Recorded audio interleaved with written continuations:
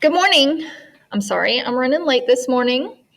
I am running a little bit behind. That happens sometimes. I thought I had stuff done that I didn't have done. Oops. But a couple of days ago when we were together, we talked about are lawnmowers a living thing?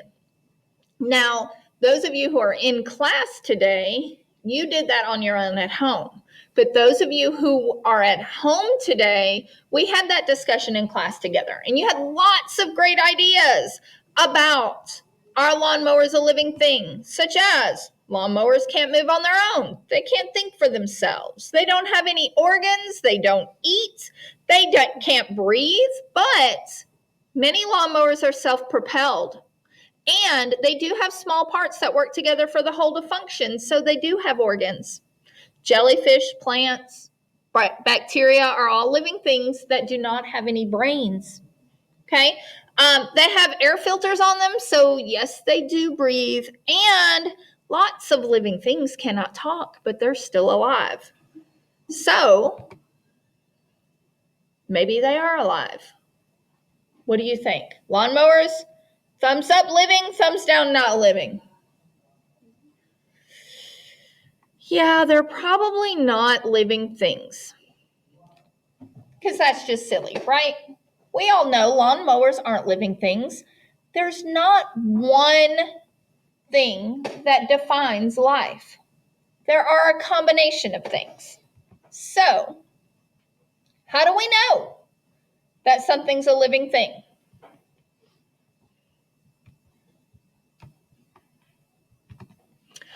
All living things respond to stimuli. All living things grow and develop. All living things use energy. All living things exchange gases, and all living things are made of one or more cells. If they meet all of those criteria that we call characteristics of living things, then we know they're alive. So, all living things respond to stimuli. I need you to, can you turn your cameras on your Chromebooks? Do you know how to do that? Turn your camera on so you can see yourself.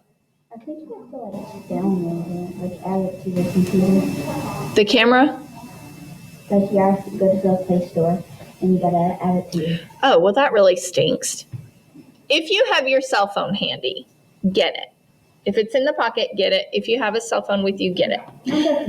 I want you to turn on your camera, because we usually do this with partners, but we're not allowed to get close. And close your eyes really, really tight. Keep them closed. Keep them closed.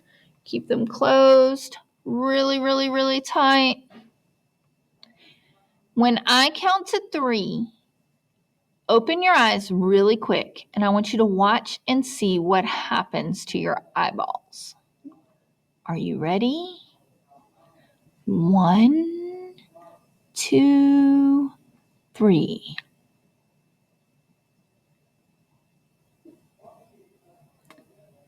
So, when you close your eyes, your pupils, the black part of your eyeball, gets really, really big because it's trying to get as much light as possible because your eyes are closed, so it's not letting much light in.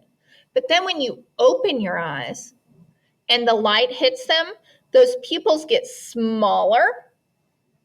It's called, they get tiny, so they let a lot less light in because there's more light available. That is a stimuli. You're responding to a stimuli. The stimulus is the light. The response is the pupils getting smaller or getting bigger depending on how much light there is. So have you ever walked outside at night and at first you can't see anything, but then after a couple minutes you can kind of start seeing stuff?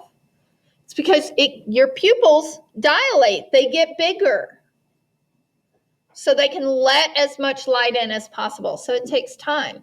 So all living things respond to their environment. How many of you have ever been walking in the woods and run across one of those ferns that when you touch it, the leaves kind of curl up? I like to play with them. It's kind of neat. Okay. They respond to touch. How many of you have ever seen a video of a Venus flytrap? Go ahead. Go to YouTube. Look it up. Venus flytrap. It's a carnivorous plant. It's a plant that eats bugs. Go do it. Look it up. I'll give you a minute. I do this thing with my eyes all the time just because it's cool. I don't know why. Oh, I've seen those before, yeah. So Venus flytraps are plants that eat bugs. And so what happens is they have these leaves that look kind of like big jaws. And then when the bug lands on the leaf, it closes up. And then it's got all this gooey, acidy stuff that dissolves the bug so it can eat it. Really super cool. But the plant has to be able to respond to the touch of the bug. So take a look on YouTube. Look at it, watch it. Pretty cool and maybe a little bit scary if they weren't such tiny plants. So all living things respond to stimuli in their environment. All living things grow and develop. Grow is different from develop. Grow means you get bigger. Develop means you change over time. So I want you to think about your baby pictures. All those sweet little pictures of you, probably with very little hair and no teeth and big chubby cheeks. Now, babies, about a third of their body is head. They have these big heads, right? They look so cute. Now I want you to picture yourself as just a bigger version of a baby. So imagine if when you came to school today, you were just a bigger version of what you looked like when you were a baby. Your head would take up this much of your body. You'd have this big round head with these big fat cheeks, right? And a teeny, teeny, tiny little button nose. You'd look kind of weird, wouldn't you? Babies are cute as babies, but our bodies change as we grow, and that change is called development. Now, some things really change and really develop, such as butterflies, frogs. Frogs start out as tadpoles, and by the time they're finished developing, they got 4 legs and no more tail. Okay, so some things really change through that development process. People just change a little bit, just basically proportions. If our cheeks stayed the same as when we were babies, can you imagine? I mean, my cheeks are pretty chubby as it is, but they'd be like, whoa! It'd look like you got stung by a bee on both sides of your face. And no teeth. And no hair. Okay, not pleasant at all. So thank goodness that we develop, that we change over time. All right, so all living things use energy. We have to eat. This is the best thing ever. Can you imagine life if we didn't have to eat? I love food. Food makes me get up in the morning. Donuts, chocolate chip cookies, a big juicy steak, sometimes even vegetables, depending on how they're cooked. Food is wonderful. I am so thankful that when God made this body, he decided to make it need to eat food. Can you imagine being a plant? Not one of those carnivorous plants we just talked about, but a plant that just sits there and sunbathes for its energy. All it has to do is sit in the sun and it gets energy. It doesn't get to eat anything. How boring would that be? But luckily, we get to eat. Okay? All living things use energy. And so they have to have a way to get that energy. And we're going to talk a lot this year about the different ways that living things obtain that energy that they need to survive. All living things exchange gases. This does not mean that they pooped. Okay, that's not what we're talking about. We're talking about breathing. We breathe in. Our lungs sort out the oxygen from all the other gases in the air. We breathe out. All that extra air comes out along with some carbon dioxide that our body's gathered up from the cells that our body doesn't need. So we are exchanging gases constantly. Fish exchange gases too, just in a different way, right? Because they don't have lungs, they have gills, but they're still getting the oxygen from the water, and they're still releasing carbon dioxide into the water. Really cool thing is plants are the opposite. Plants get the carbon dioxide out of the air and they release the oxygen into the air. So it works really well that we can hang out with plants, because when we breathe out, we're letting out all this carbon dioxide that we don't need, but the plants need that carbon dioxide.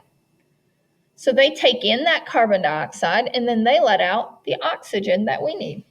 So pretty cool. But all living things exchange gases, whether they're taking in carbon dioxide or they're taking in oxygen. They're exchanging those gases with the environment around them. And probably the most important one of all living things are made of one or more cells.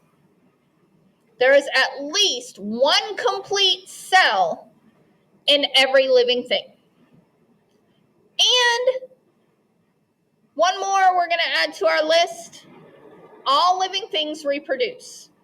Okay, because if people didn't make more people, then when we died, there would be no more people, right? So all living things reproduce.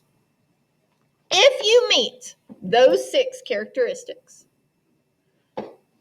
all living things respond to stimuli, all living things grow and develop, all living things use energy, all living things exchange gases, that one we added, all living things reproduce, and all living things are made of one or more cell. You have to meet all of those criteria to be considered a living thing. So let's go back. Are lawnmowers a living thing? No, that's just silliness, right? Because lawnmowers do not respond to stimuli in their environment. Lawnmowers do not grow and develop, okay? Lawnmowers use energy and they exchange gases, but they don't reproduce. Lawnmowers don't make baby lawnmowers. People make lawnmowers, right? And lawnmowers are not made of cells. So, of course, lawnmowers are not living things.